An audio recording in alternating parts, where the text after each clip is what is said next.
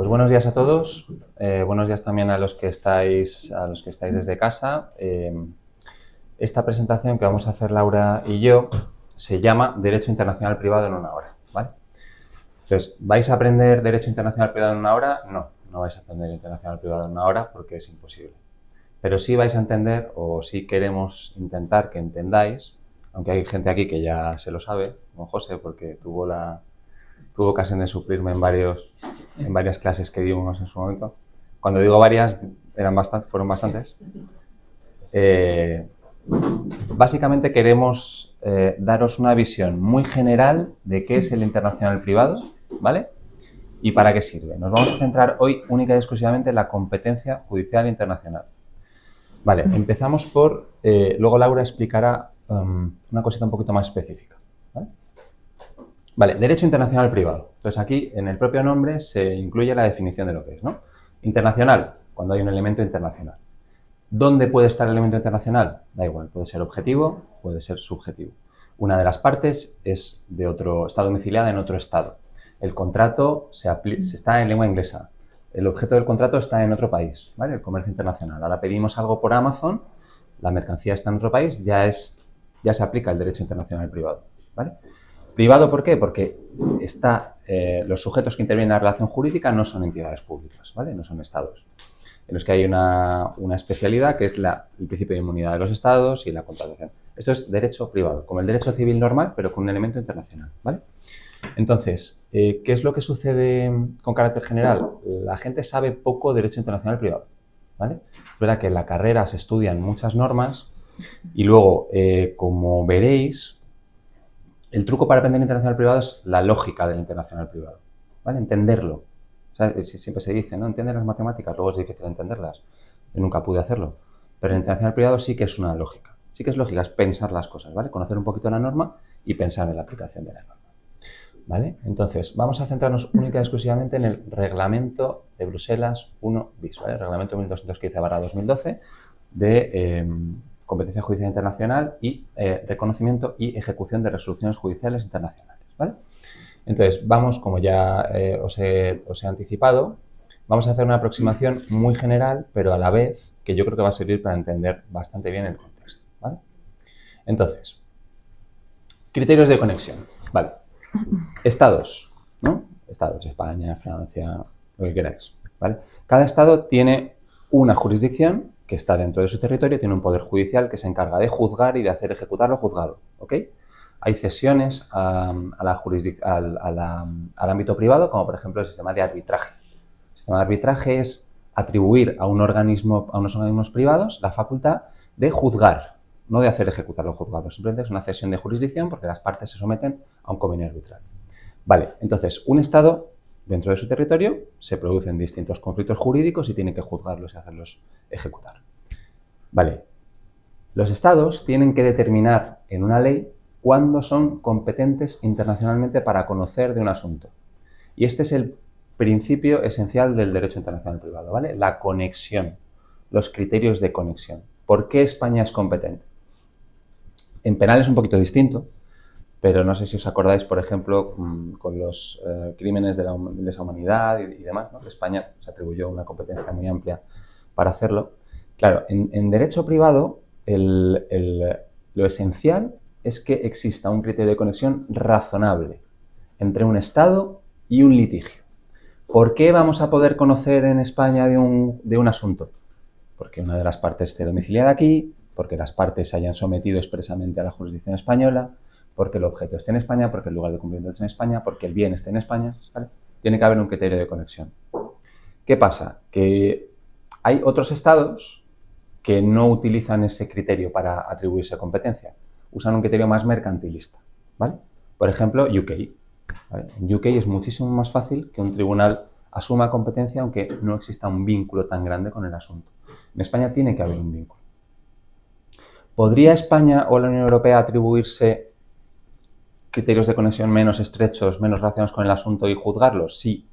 ¿Dónde vendría el problema? En la ejecución, ¿vale? En llevarte una resolución española a otro estado, ¿vale? Porque, como veremos, no se puede ejecutar una resolución de otro estado en sin que participe el Estado que tiene que ejecutarla, ¿vale?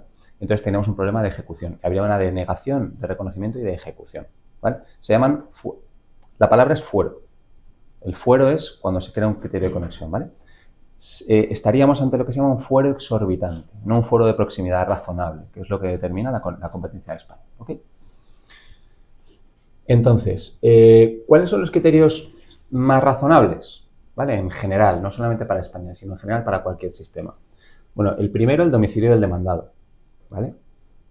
No porque la ley española, la ley interna española, la LEC, determine que la competencia viene por el domicilio del demandado, sino porque ¿dónde va a ser más razonable que un demandado litigue? Pues donde está domiciliado. Como le obligamos a ir, a ti te demandan y dices, joder, yo tengo un cliente que siempre decía, pero me pueden seguir demandando cada pregunta cuando llega una demanda, pero me pueden seguir demandando. Sí, te pueden seguir demandando. Y debes acudir a contestar, porque si no, estás en rebeldía voluntaria, pueden dictar una sentencia y ejecutártela, con lo cual tienes que ir. Como tienes que ir, lo normal es que vayas en tu lugar de domicilio. Y luego, una cuestión de orden práctico. Si obtenemos imaginaos que obtiene una sentencia contra una empresa finlandesa en España. Pues en España no va a tener bienes. O sea que si iniciamos una ejecución en España, lo que harán será preguntar a los bancos, preguntar al registro, preguntar a todos, a la EAT, y no habrá bienes, con lo cual no se podrá embargar nada. Te tendrás que ir a Finlandia a ejecutarla. Y tendrás que ver qué ley aplica en Finlandia para ejecutarla, si se puede ejecutar, si no se puede ejecutar, si hay causas de oposición, de negación de reconocimiento, ¿vale? Entonces, el domicilio del demandado es un foro muy razonable, que en cualquier sistema jurídico normal se aplica. Luego, el lugar de cumplimiento del contrato también es un foro muy razonable, si lo pensáis. Oye, el contrato se cumple en España, luego voy a poder demandar en España. Estamos haciendo una obra en España, somos dos entidades extranjeras, pero estamos haciendo la obra en España, pues es normal que se pueda demandar en España, ¿vale? Luego, importante, el domicilio de la parte más débil del contrato, lo que se llama la asimetría contractual o los foros de protección, ¿vale? Consumo, seguros y trabajo. El trabajador, el asegurado, el beneficiario o el consumidor, ¿vale? Estos son los foros más débiles, la parte más débil, lo que se llama la asimetría contractual.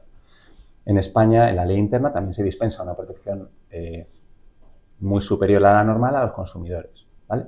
De hecho, la misma persona en un pleito, actuando como empresario y como consumidor, puede ganar o perder el pleito. Y es la misma persona, con los mismos conocimientos, las mismas experiencias, pero la mera catalogación de consumidor le dispensa una protección mayor. Pues en este caso, en la competencia. Acordaos, competencia. No estamos hablando aquí de ley aplicable, de ley sustantiva ni nada. Solo la competencia, ¿vale? Se protegerá la parte más débil del contrato. Como veremos, ¿qué es lo que hace eso? Pues que, por ejemplo, un trabajador pueda elegir dónde demanda, en su domicilio o en el domicilio del empresario.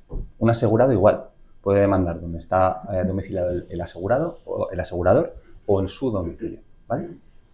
Y luego los foros de autonomía de la voluntad, ¿vale? Lo que se llama la sumisión. La sumisión expresa es cuando previamente a un litigio las partes han pactado claramente que unos tribunales son competentes, ¿vale? La sumisión tácita es cuando no se ha pactado, pero yo te demando en un sitio y tú vas, sin impugnar la competencia. Entonces se crea una sumisión tácita, ¿vale? Hasta aquí bien. Otro concepto, ¿vale? Ya vamos un poco rápido porque, como os digo, esto no suple el estudio, es una presentación con carácter general. El orden público, ¿vale? Súper importante el orden público. Un Estado no puede ceder, porque claro, en el fondo, si lo pensáis, un reglamento como este supone que España ceda parte de su soberanía a otras jurisdicciones, ¿no? Que se pueda juzgar un contrato que está en España fuera y lo reconocemos y ejecutamos. Claro, lo que no se puede ceder es el orden público. Lo que no se puede contravenir es el orden público, ¿vale? ¿Qué es el orden público? El orden público es lo que se llama un concepto jurídico indeterminado, es decir, que tiene que verse caso por caso, pero por poneros un ejemplo muy claro, pues en España no se reconoce la poligamia, que sí se reconoce en otros sistemas jurídicos, ¿vale? Entonces no será válido el reconocimiento de un cuádruple matrimonio en España, aunque una sentencia a otro país lo diga, ¿vale?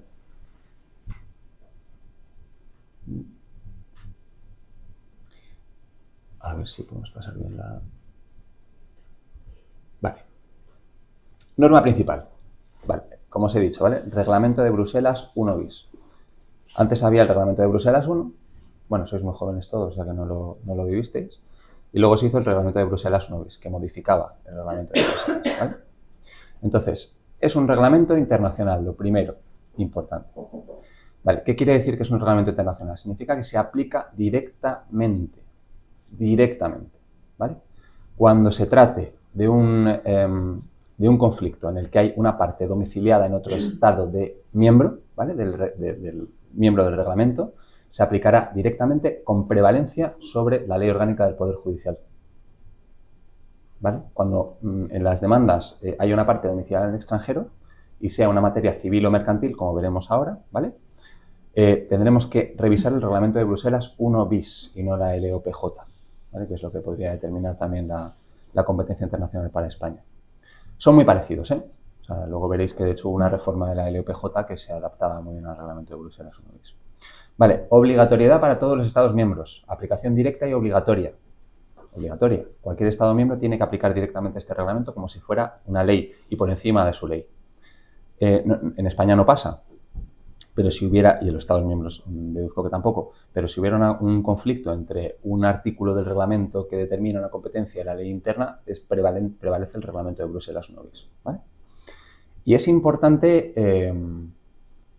quiero ser políticamente correcto, porque además vamos a colgar la clase, pero es importante ponerlo bien, ¿vale? Porque los juzgados a lo mejor no están tan acostumbrados a lidiar con temas internacionales y las contrapartes a lo mejor tampoco, entonces tenemos que ser muy finos porque es verdad que hay veces que las materias son limítrofes, entonces tenemos que justificar muy bien la competencia, ¿vale?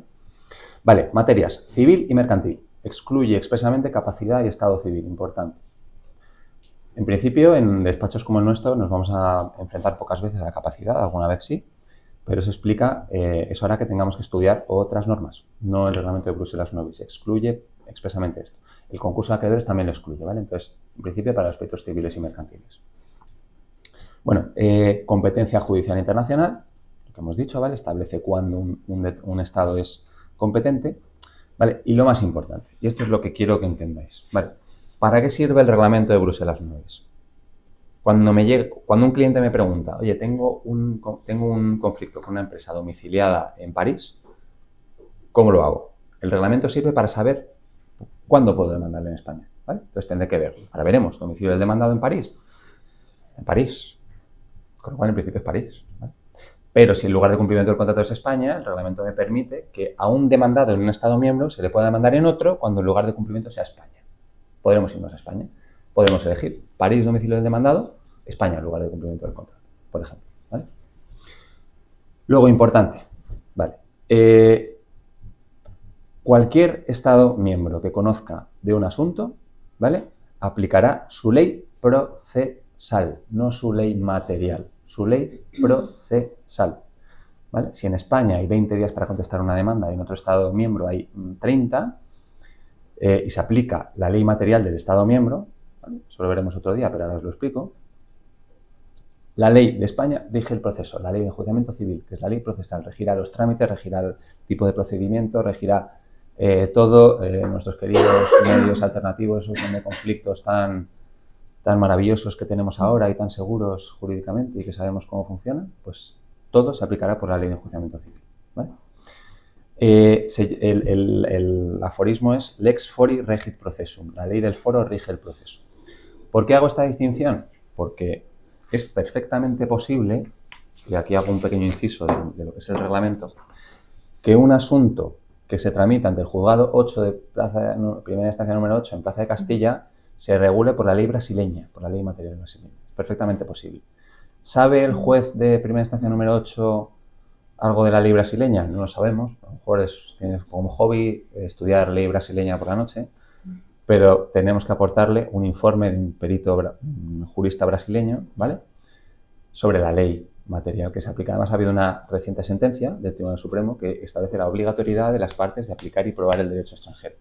Con lo cual, podemos tener un pleito que se regule por las normas españolas, audiencia previa, juicio, 20 días, los incidentes que tenemos, pero regulado por la ley material brasileña, ¿vale? Estamos aquí mezclando un poquito de conceptos, pero para que os vaya sonando. Vale, regla general, ¿vale? Domicilio del demandado, lo que hemos dicho es lo más lógico, el criterio de conexión más estrecho, más razonable, ¿vale? ¿Cómo lo explica el reglamento de Bruselas 1 bis? El reglamento de Bruselas 1 bis lo que dice es que los nacionales, los ciudadanos domiciliados en un Estado miembro, están sometidos a sus tribunales.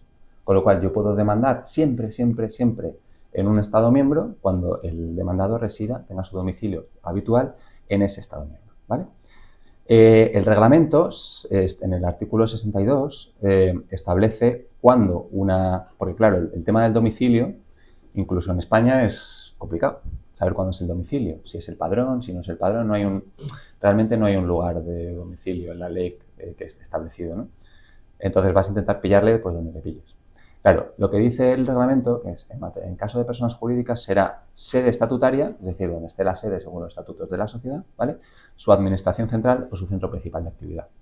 Administración central es donde estén los que mandan, los que dirigen la empresa, ¿vale? Centro de actividad principal es donde tenga lugar de producción. Si es un despacho, pues estaremos aquí. Si es una fábrica, una empresa que fabrica tal, pues donde esté la fábrica principalmente, ¿vale? Y eso nos permite, si tienen su sede estatutaria en Francia, su administración central en Portugal y su centro principal de actividad en Bélgica, pues podremos elegir dónde ir, ¿vale? La posibilidad de elegir un sistema u otro se llama, algo que habéis oído, es el forum shopping. Poder elegir un poco el ir de shopping por el foro, saber dónde. Bueno, pues tenemos que ver retrasos, costes de litigar. No es lo mismo litigar en España que litigar en otros Estados miembros, ¿vale? Pues es lo que tenemos que ver. Vale, entonces, ¿qué pasa si el demandado no reside en un Estado miembro? Importante, ¿vale? Si tenemos que demandar a un tipo que vive en Estados Unidos, ¿vale? Ahí no aplicamos el reglamento de Bruselas Novis, sino que nos vamos a la LOPJ, que establece los mismos criterios, paradójicamente, del reglamento de Bruselas Novis para efectos internos. Es decir, ahí no analizaremos qué tribunal de un Estado miembro es competente, qué tribunales nacionales son, sino que analizaremos si un juzgado español puede, conforme a la Ley Orgánica del Poder Judicial, ser competente internacionalmente para un asunto, ¿vale? Vale, ya sabemos la base, ¿no? Nos viene un cliente, oye, tengo un demandado que vive en Bélgica, ¿puedo demandarle? ¿Qué puedo hacer? Te puedes ir a Bélgica, de momento, ¿vale? ¿Hay más posibilidades? ¿Hay otros lugares? Sí, como hemos dicho, ¿vale? ¿Estos lugares cuáles son? Primero, lugar de cumplimiento del contrato, ¿vale? Y, por ejemplo, y ahora os hago una pregunta. Hay una compraventa de mercancías, ¿vale? La obligación de la parte vendedora es entregar las mercancías. La obligación de la parte compradora es pagar las mercancías.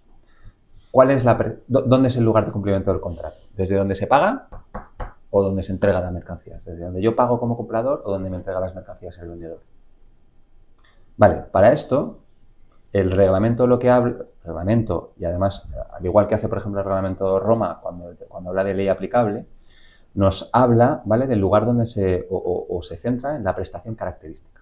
¿Cuál es la prestación característica de un contrato de mercancías? Entregar las mercancías, ¿no? Pagar es una obligación esencial, sin cuyo cumplimiento puede resolver el contrato, por incumplimiento grave y esencial, pero la prestación característica es entregar mercancías. Prestación de servicios, donde se preste el servicio, ¿vale? Entonces estamos en ese punto. Luego, en materia cuasi delictual, esto cuasi delictual en España no lo tenemos, si lo pensáis. Cuasi delictual es el lugar de comisión del hecho dañoso, ¿vale? Cuasi delictual no es exactamente así, pero puede equipararse con extracontractual, con difamación, ¿vale? Donde se produce el hecho dañoso. Entonces, imaginaos, se vierte, y ahora entramos en un pequeño matiz, se vierte un vertido ilegal desde Francia y llega a España por un río y causa daños en España, ¿vale? Bueno, pues sin entrar en matices, que no quiero, pero en este caso voy a entrar, al final lo que te dice el reglamento y lo que te dice la jurisprudencia es que tú puedes acudir al lugar de producción del hecho dañoso para reclamar todo, lugar de producción del hecho dañoso, lugar de origen, donde se produce, es Francia, lugar de resultados en España. Podrás pedir los daños en España, y todos los daños en el lugar de producción del hecho dañoso, que es Francia, ¿vale? Luego, si hay una sucursal o una agencia donde radique la sucursal o la agencia, esto es importante también, ¿vale? Y luego, en materia, el reglamento también, como hemos dicho que no vamos a entrar en cuestiones más específicas, regula otras competencias específicas en materia de trust, por ejemplo, que es una figura que no tenemos en España, pero sí en Austria, por ejemplo, ¿vale? O bienes culturales, ¿vale? Hay reglas específicas sobre que no vamos a entrar porque ahora no da tiempo. Vale, competencia por acumulación. Esto es importante, ¿vale? Competencia por acumulación. Claro, ¿y si son varios demandados? ¿Y si uno no vive en el mismo estado? ¿Qué hacemos? ¿No? Tengo uno que vive en París, otro que vive en España y otro que vive en Bélgica. Y el asunto es el mismo, ¿vale? Bien, entonces, si hay varios demandados, aquí puedo ir al Forum Shopping y puedo demandar en España. Y el tipo que esté en Francia y el que esté en Bélgica tendrán que venir a España por la conexión con el litigio a través de España. ¿Cuándo puedo acumular? No cuando yo quiera, no, es que me apetece demandarles también, no. Cuando haya un riesgo de que si se tramitan por separado esos litigios se produzcan resoluciones contradictorias entre sí. Entonces se tienen que acumular y el demandante puede elegir, ¿vale? Con lo cual, si hacéis negocios con múltiples partes domiciliadas en múltiples estados, lo suyo será que negociéis una sumisión expresa para que no os pase lo de que os atraigan a un lugar distinto a litigar, ¿vale? Aunque os puede pasar, ¿vale? ¿Por qué os puede pasar? Os puede pasar porque haya un foro como UK, que es absolutamente extensivo y atrayente y nos obliga a litigar. Por lo cual, si hacéis negocios que impliquen a partes internacionales, tenéis que asumir el riesgo, tenemos que asumir el riesgo de que nos toque litigar en esos estados. Y por eso es importante, en el caso que haya contrato, si no hay contrato, lógicamente no podremos hacerlo, negociar bien el lugar del foro, ¿vale? Donde se produce. Luego, en el caso de intervención de terceros, si llamamos a un tercero al litigio, también se puede acumular aunque no resida en España. En el caso de reconvención, importante, ¿vale? Me demandan a mí, yo reconvengo y el tipo que esté fuera tendrá que venir también porque hay una reconvención, ¿vale? Y luego en el caso en materia contractual y derechos reales inmobiliarios. También en el caso de que se dé un contrato y un derecho real inmobiliario también se puede acumular, ¿vale? Si lo pensáis es bastante lógico todo, hasta ahora. O sea, todo es muy razonable. Siempre que haya un criterio de conexión con el Estado y con el litigio. Vale, nos vamos a los foros de protección, lo que os decía, ¿vale?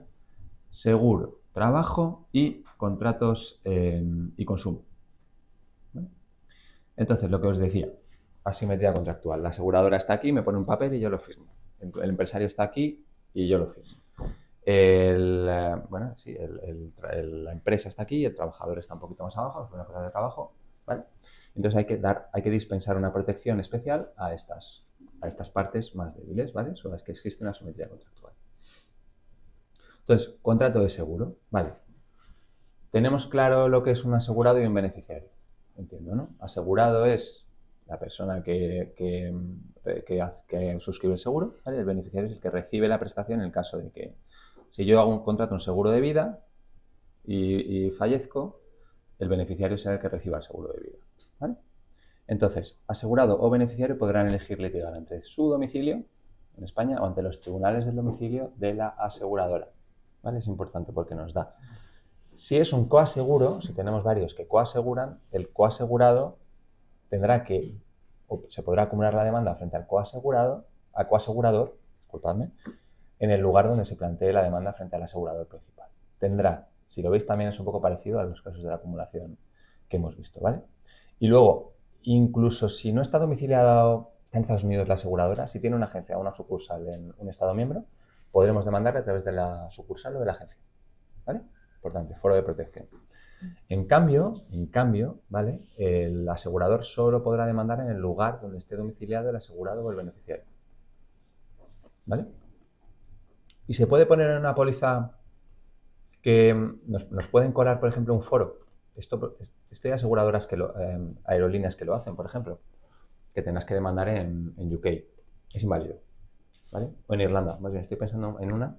No voy a decir nada por no generar un litigio en esta. Pero hay alguna que pone Irlanda u otro estado que no tiene nada que ver con Irlanda. Y nos obligan a ir. Vale, eso es inválido. La sumisión expresa cuando hay un consumidor y un empresario solo es válida cuando nazca posteriormente al litigio y además incremente el abanico de opciones del consumidor. Le des más opciones y el consumidor luego elija. Que si quiere ir a Irlanda, pues se va a Irlanda, ¿vale? Pero si no, no es válido. Luego, el reglamento de Bruselas Novis regula muchas cuestiones concretas sobre seguros específicos de RC o seguros de daños, ¿vale? Y otras cuestiones en varios artículos que los he citado. Como esta clase no suple un estudio detallado del reglamento, ahí los dejo, ¿vale? Vamos a pasar ahora a los contratos de consumo individuales de trabajo. Importante, ¿vale? Consumidores. Y aquí vamos a hacer una pequeña distinción, ¿vale? Consumidor activo y consumidor pasivo. ¿El consumidor activo quién es? El consumidor activo es alguien que viaja a otro país y compra algo.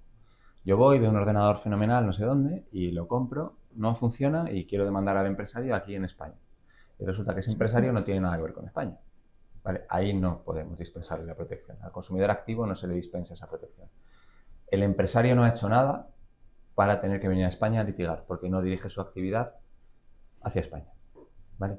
Consumidor pasivo. Y ahora, ¿qué os voy a contar? Ahora con Amazon, con Alibaba y con AliExpress y estas cosas, pues somos todos consumidores pasivos, ¿no? Ni siquiera lo miras, además, tú compras una bicicleta por Amazon, te llega y no sabes quién te la ha traído. Vale, pues el consumidor pasivo sí que puede demandar en su domicilio, en España, ¿vale? Podrá elegir dónde demandar, domicilio del consumidor o domicilio del empresario. ¿Vale? En cambio, el empresario le pasa lo mismo, solo podrá demandar en lugar de domicilio del consumidor, cuando sea un consumidor pasivo. Si una empresa finlandesa dirige su actividad hacia España, tiene que contar con que puede tener litigios en España y tiene que contar con que puede tener que demandar a consumidores que no pagan una venta a plazos y tal en España. Aunque para la venta a plazos hay una regulación específica en el reglamento. ¿Vale? Aquí lo mismo. No vale predeterminar la competencia de los tribunales distintos a los del domicilio del consumidor. Es inválido. Si ves un contrato así, no es válido. ¿Vale? Solo pueden ser posteriores al litigio. Y luego, en el caso de los trabajadores, igual, ¿vale? Es lo mismo, básicamente. El trabajador puede elegir dónde demandar y el empresario no. El empresario solo puede demandar en el lugar del domicilio. Aquí el reglamento hace una distinción también interesante porque habla de aquel trabajador que no tiene un lugar de trabajo fijo, sino que se va moviendo, ¿vale? Y entonces le permite demandar donde haya estado el domicilio del empleador en el que haya trabajado. Un tipo que se va moviendo mucho, que no tiene una tal, pues esto es de tecnología o los que residen en otro, los que teletrabajan simplemente. Mucha gente, muchos británicos que vienen a España porque pueden teletrabajar y vienen aquí pues en ese caso, ¿vale? Si lo veis, el reglamento regula cosas que hace 20 años eran muy exóticas. Uy, derecho internacional. Claro, es que ahora el derecho internacional es todo. Es que coger un billete de avión es derecho internacional privado. El reglamento de Bruselas no veis con la protección con lo cual es interesante que lo sepamos, ¿vale? O comprar en Amazon. O sea, todo tiende a que cada vez las relaciones sean más estrechas a nivel internacional. Vale, lo que os contaba al principio.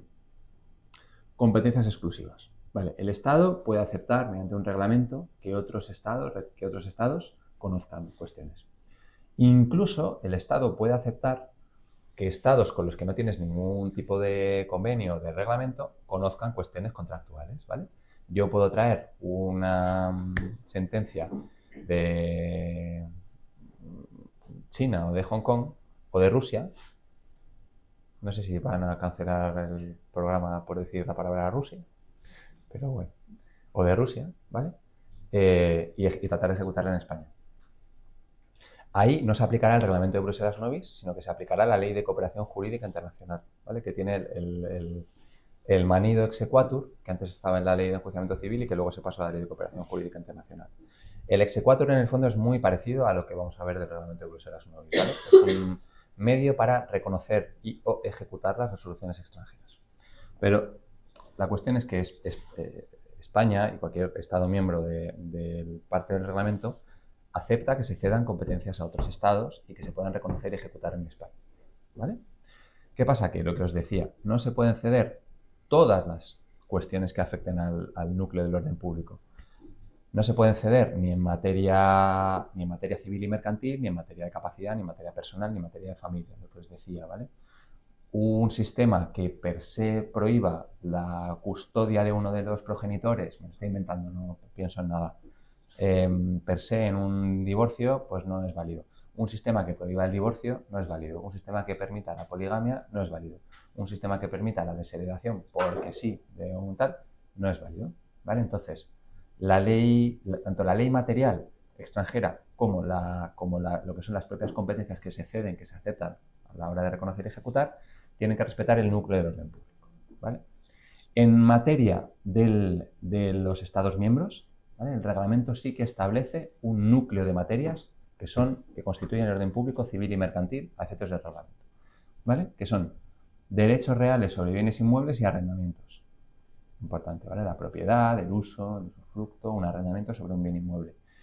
¿Quién será exclusivamente competente? El Estado donde radique el inmueble, ¿vale? Luego hay aquí matices interesantes como, por ejemplo, el tiempo compartido, ¿vale? El time sharing, por ejemplo. Un uso específico de una semana sobre un inmueble. Bueno, pues eso tenemos que ver, ¿vale? Tenemos que estudiar, como esta sesión nos suple el estudio, si eso constituye un derecho real sobre un bien inmueble o no lo constituye. Luego, importante, validez y disolución de una persona jurídica y las decisiones de sus órganos miembros, de una fundación, de una sociedad mercantil, ¿vale?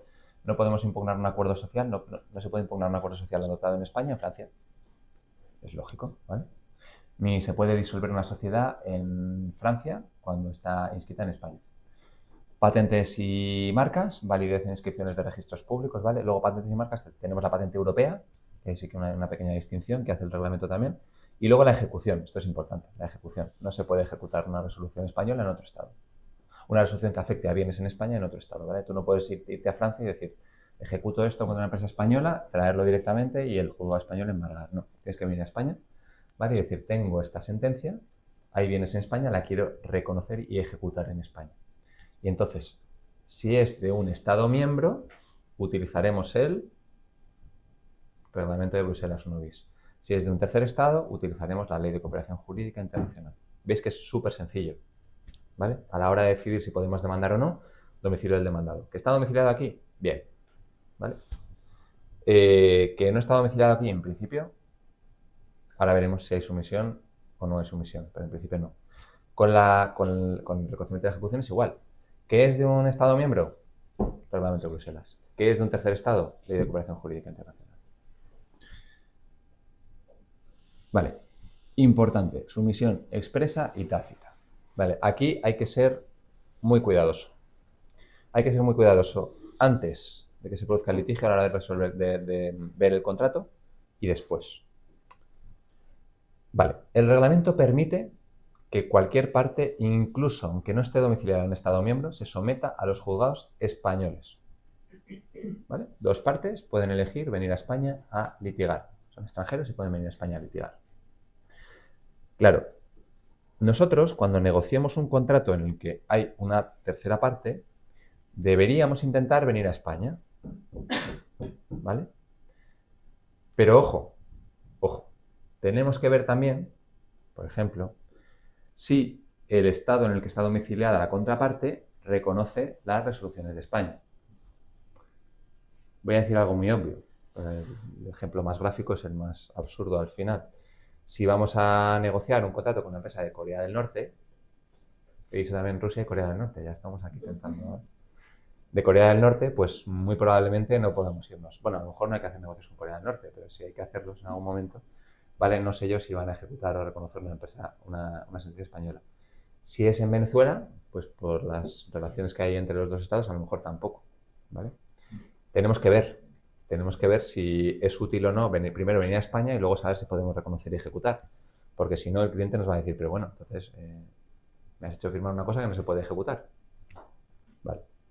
Y si no le hemos asesorado y de repente hemos dicho, no pasa nada, tú tranquilo, tú pon que te puedes ir a Londres a litigar. Claro, cuando te pase la minuta del despacho de Londres y te diga que son 3 millones de libras, o 4 o 5 millones de libras y por menos no te cojan el teléfono, vale, pues el cliente te va a decir, oye, cuando me asesoraste y me dijiste que no pasaba nada por venir a Londres, ¿tuviste en cuenta que me va a costar 3 millones de euros tu consejo legal?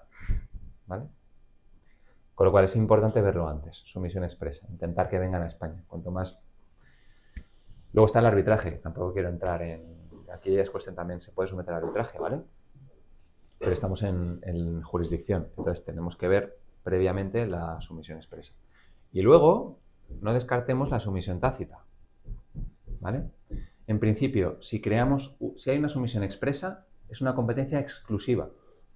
O sea, le llega a un juez español un asunto y dice, joder, esta está domiciliada en Bélgica y esta otra en Marruecos. ¿Por qué tengo la competencia? Y se va al fundamento jurídico. Las partes han pactado con carácter exclusivo en la jurisdicción de los tribunales de la ciudad de Madrid. ¿Vale?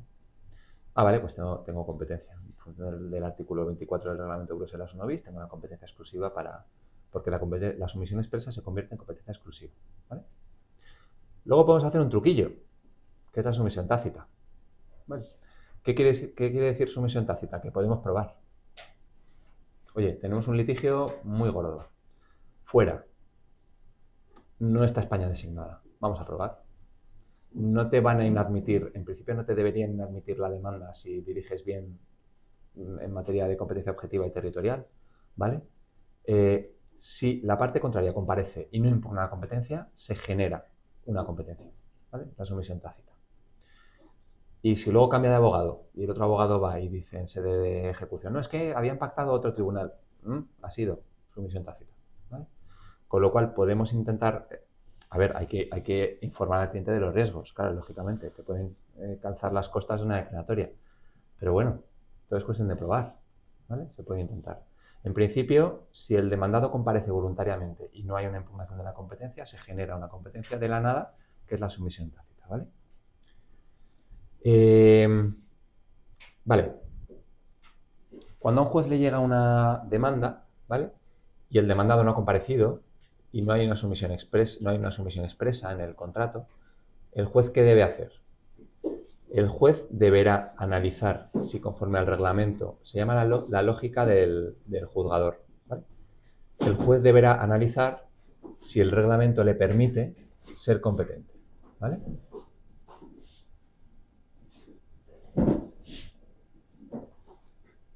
Y luego además deberá verificar si la citación ha llegado.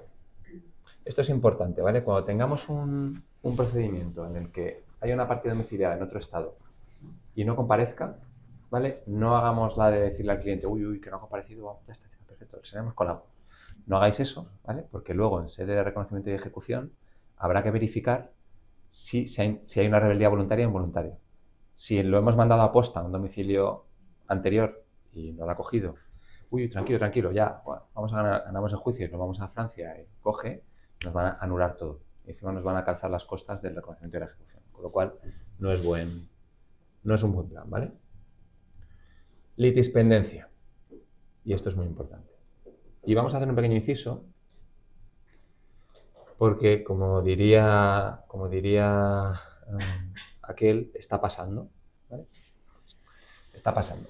En España, como sabéis, se ha aprobado desde abril una regulación que son los medios alternativos de solución de conflictos, ¿vale? Que en mi opinión no vale para absolutamente nada, ¿no? Hay una sistemática nula, si tú te lees la forma de redacción es nula, no sé quién la habrá hecho, pero desde luego no tengo mucha experiencia haciéndolo. No vale para absolutamente nada y además está dando lugar a fraudes de ley en materia de competencia, ¿vale? ¿Por qué? Muy sencillo.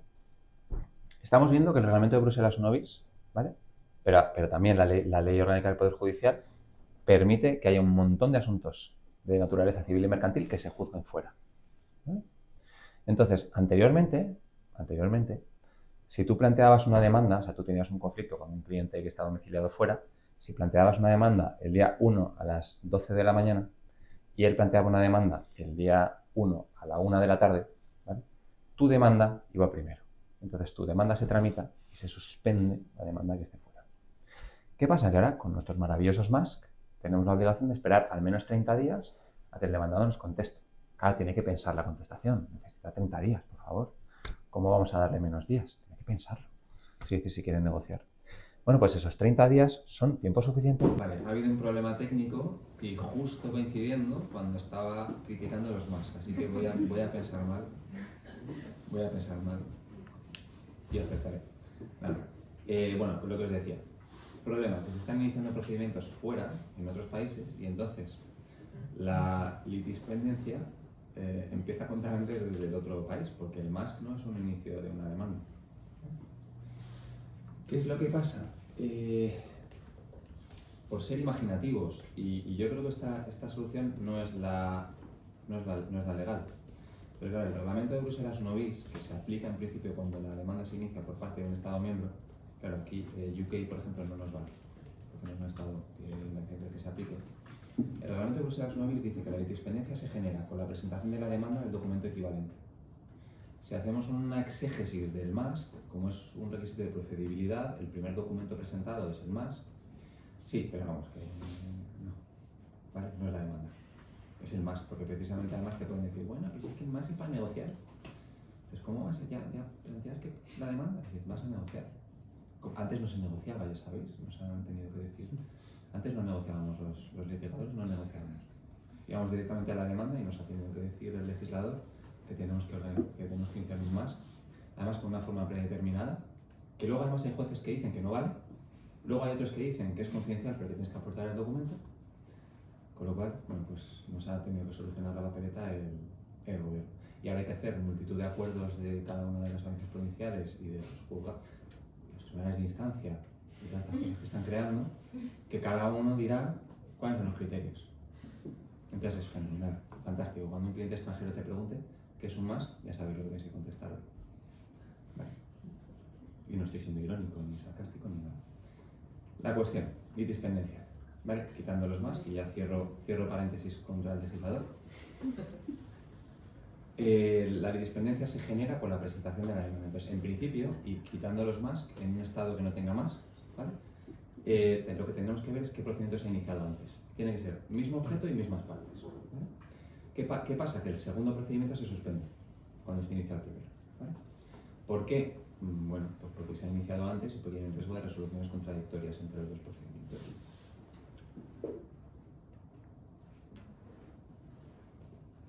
Vale, medidas cautelares. Importante. Vale, cuando yo tengo un pleito en otro estado, ¿vale? Cuando voy a demandar a una empresa española en un tercer estado, puedo venir a España a pedir medidas cautelares, ¿vale? Y tendré que basarme en la legislación interna de cada país. Si la legislación interna española prevé la petición de medidas cautelares, podremos pedir medidas cautelares. ¿Cuándo tiene sentido hacerlo? Cuando tenga bienes en España, ¿vale? Hace poco hemos tenido un caso, Carla, no te preocupes, no voy a decir el nombre del cliente ni nada, pero de una persona que está demandada en un tribunal arbitral internacional que ni siquiera tenía sede y obtuvo una World Freezing Order, una orden mundial de embargo de activos en Singapur, y vino a España a plantear una cautelar. Y existe competencia internacional de los tribunales españoles. En este caso, estaba fundada la ley de arbitraje que permite el planteamiento de cautelares de forma previa o simultánea a la iniciación de un procedimiento arbitral, pero también un procedimiento judicial. O sea, se pueden pedir medidas judiciales en apoyo de un procedimiento principal, ¿vale? Con lo cual, si tenemos un pleito muy grande en España contra una empresa domiciliada en un Estado miembro, quizá merece la pena darle una vuelta, así podemos plantear una medida cautelar en otro Estado, sobre la base del reglamento de Bruselas Novis. Tendremos, lógicamente, que contactar con un abogado de ese Estado y conozca el derecho interno de ese Estado para saber si podemos hacerlo, porque la ley española no se aplicará, ¿vale? No son los mismos requisitos, pero podemos hacerlo, ¿vale? Entonces tiene sentido cuando sea un asunto grande contra una empresa extranjera. ¿Por qué? Porque en España no tiene bienes. Entonces podemos pedirlas, pero no tiene sentido pedir una cautelar en España contra una empresa que no tenga bienes en España, ¿vale? Luego podríamos entrar en otra crítica al legislador también, que por ejemplo se debería pedir algún tipo de seguro, caución para las costas procesales cuando una empresa española litiga, cuando una empresa extranjera litiga en España, ¿no? Me demandan en España un pleito millonario, pierden, le condenan en costas, no tiene bienes en España y me tengo que ir a ejecutar las costas en otro. Quizá tendría sentido que dentro de este magnum legislativo alguien pensara que sería bueno pedirle una fianza por las costas a empresa extranjera que litiga en España, por ejemplo, ¿no? Pero bueno, es una sugerencia que dejo ahí y alguien tendrá que pensar y razonar y aplicarlo. Vale, reconocimiento y ejecución. Reconocimiento y ejecución. España y cualquier otro Estado tiene que partir de que las resoluciones que dicten otros Estados son razonables y que no debemos a priori entrar a conocer el fondo del asunto. No debemos analizar si han aplicado bien el derecho o no, ¿vale? Debemos presumir que está bien aplicado el derecho. Entonces, en el reglamento, esa premisa es absoluta. O sea, nosotros, en principio, toda resolución dictada por un Estado extranjero será objeto de reconocimiento en España. ¿Qué quiere decir reconocimiento? ¿Sabéis la diferencia entre reconocimiento y ejecución? Que se anime, no pasa nada. El reconocimiento es, valga la redundancia, que en España se reconoce que esa resolución tiene validez, que es original del país, que es válida esa resolución, y otra cosa es que se aplique, que sea la ejecución. Vale. ¿Cuándo puede tener sentido no ejecutar una resolución? Pues mira, en un caso que hemos tenido ahora recientemente, la empresa ejecutada está en preconcurso de acreedores. ¿Tiene sentido que yo inicie una ejecución? No, porque no se puede iniciar ejecuciones mientras hay una situación de preconcurso. Me tendré que esperar. Entonces, voy pidiendo el reconocimiento para que se reconozca y una vez que se reconozca ya pido la ejecución de la resolución. Entonces se tramita separadamente ambos procedimientos. ¿Qué es lo que se pide para el reconocimiento? Nada, muy sencillo. Una copia auténtica de la resolución, para que se vea que no está falsificada, y luego un certificado. El certificado figura como anexo. El reglamento es muy grande, al final tiene un anexo 1, que es el que se tiene que rellenar con los datos del juzgado de origen, de las fechas, del emplazamiento, de todo. Y se tiene que entregar ese certificado, ¿vale? Copia autenticada y certificado de la resolución, ¿vale? Lo mismo sucede, y luego, un pequeño matiz, conforme al reglamento de Bruselas 1 bis, se permite que una parte que haya obtenido una resolución a su favor pida que se declare que no existen motivos de denegación de reconocimiento de la ejecución. Es como al revés.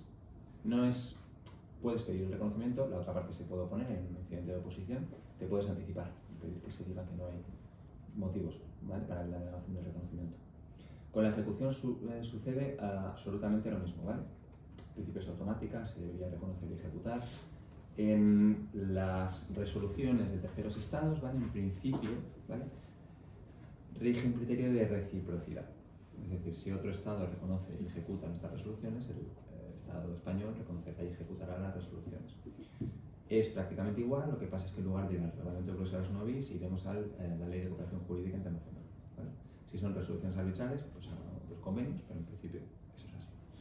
Y lo único es que claro, para la ejecución, ahí sí va a ser un poquito más importante, ¿vale?, aportar documentos que prueben que tiene fuerza ejecutiva, es decir, que es ejecutiva, que no es meramente declarativa. Las resoluciones sabéis que pueden ser declarativas, ejecutivas, ¿vale?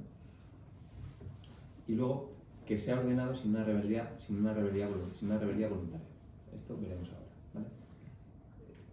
Si el demandado no ha comparecido en el procedimiento, ¿significa que yo nunca puedo ejecutar? No, sí, hay veces que puedes ejecutar. Si la rebeldía es voluntaria, si no ha comparecido voluntariamente, podemos ejecutar. Pero si no ha comparecido porque no le ha llegado, o si no ha tenido tiempo, eso es importante, orden público. Si no ha tenido tiempo suficiente para preparar su defensa, su contestación, tampoco se podrá reconocer y ejecutar. Si le han dado 2 días, por ejemplo. Imaginaos, no sé, está más pensado para otros sistemas jurídicos, ¿vale? Pero en principio puede pasar. Podemos oponernos por eso, ¿vale?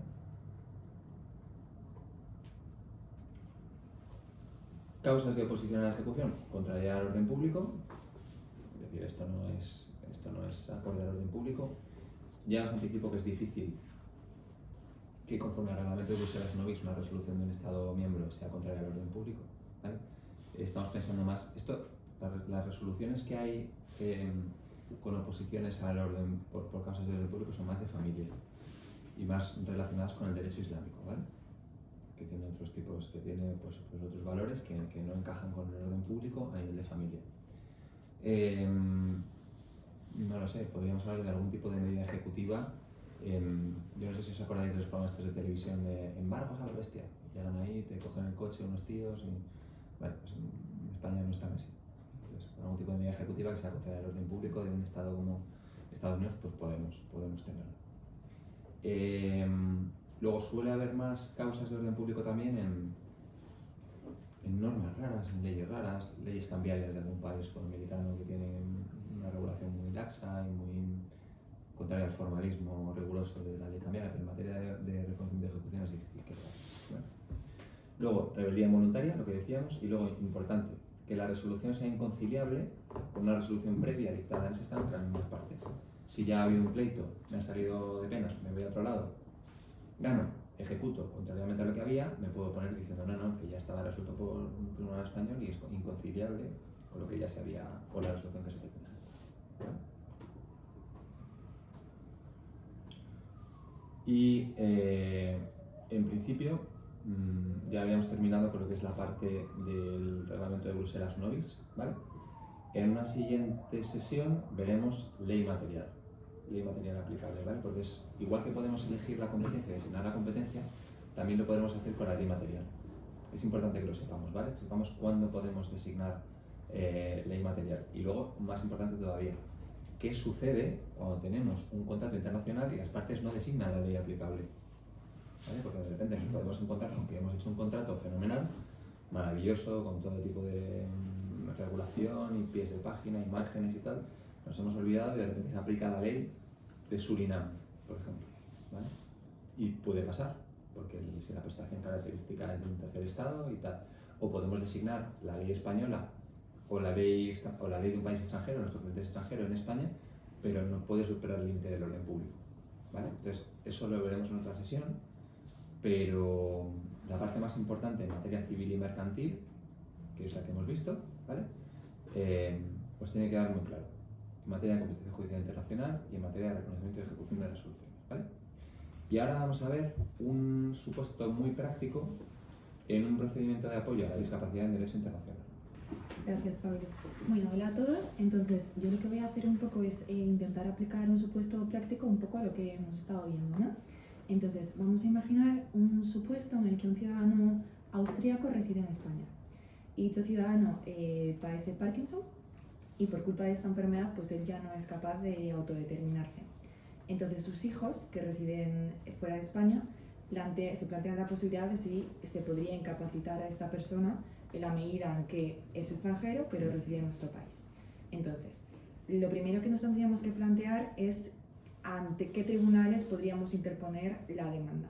Entonces, como ha dicho Pablo, Bruselas 1 bis no se aplica porque el artículo 2.1 prevé expresamente que en materia de capacidad no aplica, entonces nos tendríamos que ir a nuestra ley nacional, a la ley orgánica del Poder Judicial, pero el artículo 22 quater sí que establece que los tribunales españoles puedan conocer de este tipo de procedimientos. Entonces, tendríamos que ir a los tribunales españoles, pero tendríamos que conocer qué ley material le vamos a aplicar a este extranjero. Y en este sentido es un caso un poco particular, porque aunque podamos ir a los tribunales españoles, la ley material que se le aplica a este ciudadano sería la ley de su nacionalidad, ¿vale? Por aplicación del artículo 9.1 del Código Civil. Entonces, estamos en un supuesto en el que acudimos a tribunales españoles, pero la ley de fondo es una ley extranjera. Entonces, como antes ha indicado ya Pablo, es imperativo que podamos demostrar que esta ley se aplica. Entonces, deberemos aplicar el correspondiente informe pericial de un abogado extranjero, en este caso de un abogado austríaco, que justifique la ley del procedimiento. Lo que sí es importante también es que, pese a que le aplicaríamos la ley austríaca al procedimiento de incapacitación, le aplicaríamos también la ley española a las medidas de apoyo, ¿vale? Las medidas de apoyo han sido reformadas por la ley 8/2021, o sea, es una reforma muy reciente, y entonces esto sería aplicable una vez se hubiese decidido que efectivamente se puede incapacitar, y las concretas medidas irían por ley española. Entonces es un supuesto un poco particular porque hay una concurrencia de legislación y en todo caso sí que conocerían de ello los tribunales españoles. No sé si tenéis algún tipo de pregunta con respecto a lo que ha dicho Pablo, lo que he dicho yo ahora. Sí, dudas. ¿Dudas, preguntas? ¿Opiniones sobre los demás? ¿No hay ninguna duda? ¿Ha quedado claro? Yo tengo una. Claro, La que residencia tengo en España, el concepto de residencia, ¿cuál es el concepto de residencia para esa norma? Residencia civil, Residencia civil. habitual. Sí. que simplemente es estar durante un Residencia tiempo. habitual. O sea, hay que demostrar que el ciudadano efectivamente reside en España. Reside habitualmente. O sea, no hay un concepto, es lo que decíamos un poco al principio. Hay un... Parece que le tengo manía al legislador, nada más lejos de la realidad. Pero va a aparecer, o sea, pero no hay un concepto de domicilio o residencia habitual en España, es donde reside habitualmente. Entonces, también tiene que ser objeto de prueba. En este caso, por ejemplo, en el caso que está comentando Laura, para probar que la residencia habitual es España, porque además justo en este caso ni siquiera fiscalmente es residente español, vamos a probarlo con un informe de detective y con ciertos documentos públicos en los que él ha puesto la residencia. Pero efectivamente puede ser un problema. El Código Civil habla de padrón municipal, por ejemplo, pero no hay un concepto de residencia habitual. Entonces, efectivamente, puede haber un problema de competencia judicial internacional por el domicilio de esta persona. En materia de persona jurídica no, porque en materia de persona jurídica sí que tienes sede estatutaria, administración central o centro principal de actividad, y entonces te da. Pero en materia de persona física puede haber un problema. No hay ninguna regla civil que diga el concepto en concreto de residencia. No, la residencia con carácter habitual. domicilio donde resida. Si le puedes localizar, si tienes eso, un documento público en el que él ponga que tiene su domicilio ahí, si tienes un informe de un detective que lo pone, testigos que lo acrediten, pero puedes tener un problema, te pueden impugnar la competencia judicial internacional por eso, sí. ¿Y es posible que tengas la residencia civil en España si tienes la residencia fiscal en otro país? Sí, porque en materia, o sea, en materia de una notificación civil y de un procedimiento civil, eso no se va a entrar. Bueno, pero es un indicio, ¿no? Si pasa 183 días, por ejemplo, en otro país, no es un indicio que tiene la residencia en otro sitio. Si quiere impugnar la competencia judicial internacional, sí podría hacerlo. Claro que si está haciendo eso, ¿vale? Vamos a ponernos el caso, ¿no? Un tipo que reside fiscalmente en Andorra y que pasa muchísimo tiempo en España y está localizable con informe de detectives. Dudo que le interese aportar la residencia fiscal con mi informe de detectives diciendo que vive en España. Vamos a tener otro problema. Pero sí, podría hacerlo. Efectivamente, es un riesgo. Jesús, es que es lo que dice Pablo, vamos a ver, es que eso es una cuestión que en derecho español no está resuelta, es decir, no hay ninguna norma que te lo diga y se puede dar, y de hecho se da la paradoja o la incongruencia de que tú puedes ser un ciudadano español con una residencia fiscal aquí, puedes estar empadronado en Villalba, y puedes tener la actividad de tu negocio en San Bernardo, es decir, esas situaciones ocurren, ¿no? O sea, es como, entonces, bueno, pues ahí tienes que ingeniártelas como puedas y probar lo que puedas, ¿no? Sí. Y si eres el abogado del demandado, pues podrás jugar con ello también, claro. ¿Más cuestiones? Yo no tengo dudas, ¿no? Solamente decir una cosa en lo que nos pueda ayudar a todos. Vamos a ver. O sea, no todos los estados ratifican de una manera pura y simple su adhesión a los convenios, ¿no? Hacen reservas, ¿no? Entonces, simplemente como ayuda, cuando tengamos alguna duda profunda, no una estupidez, ¿no?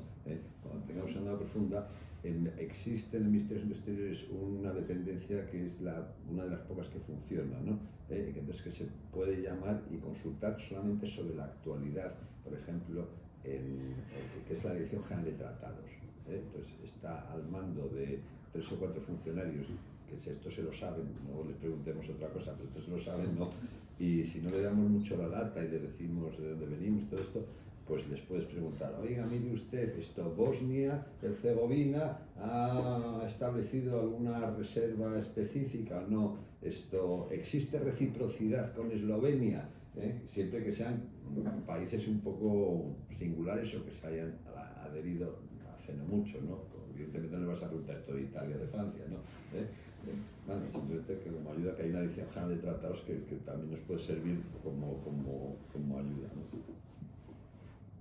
Yo quería poner un matiz justo lo que has dicho, y es que muchas veces en los reglamentos, y en esto que estáis comentando el domicilio, a veces pasa que distintos países tienen distinta forma de denominar el domicilio. Yo, si no me equivoco, no sé si en el reglamento de los novis, o en alguno de las, creo que es algún reglamento de directiva, hay una parte, por ejemplo, que dice, oye, cuidado porque el término domicilio en Dinamarca vamos a utilizar esta palabra, que en Dinamarca significa lo que significa. Es que hay un caso muy relevante, creo que es de Bulgaria, porque en Bulgaria, creo que es Bulgaria, todos los búlgaros tienen la obligación de tener un domicilio en Bulgaria, independientemente de que vivan en otro país. Entonces se planteó en su momento un problema, porque demandaron a un señor búlgaro en Bulgaria y dijeron, no, pero es que yo vivo en París. Dice, ya, pero es que usted ha puesto un domicilio en Bulgaria. Y dijo, ya, puesto un domicilio en Bulgaria porque Bulgaria me obliga a tener un domicilio aquí. Y entonces, cuando acuden al reglamento, ven que el término que refiere domicilio en estos casos no era el domicilio obligatorio búlgaro, sino el domicilio real. Entonces, muchas veces hay que acudir, como dices Eduardo, a esos matices, porque nosotros tendemos a pensar muy hacia España, para no acercarse, que bueno, domicilios es lo mismo en todos los lugares, ¿no? En este caso Bulgaria es algo muy llamativo, pero ese matiz para el domicilio. Importante. También los instrumentos internacionales tienen definiciones también, entonces, con lo cual tenemos que ver qué es el tipo de definición. Vale, chicos, pues nada, pues muchas gracias a todos.